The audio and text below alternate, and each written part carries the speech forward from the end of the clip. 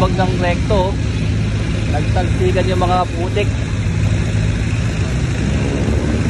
Wala na rin basura. Good job. Ngayon po yung update ngayon sa recto, na pagkatapos kunin yung mga basura, binobomba ng mga bumbero, MDRR mo.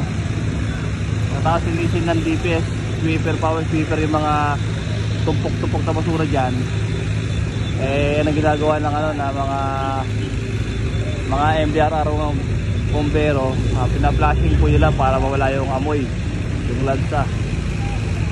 Hindi naman nila ginagawa yan Okay guys, update ngayon, January 7, 2025.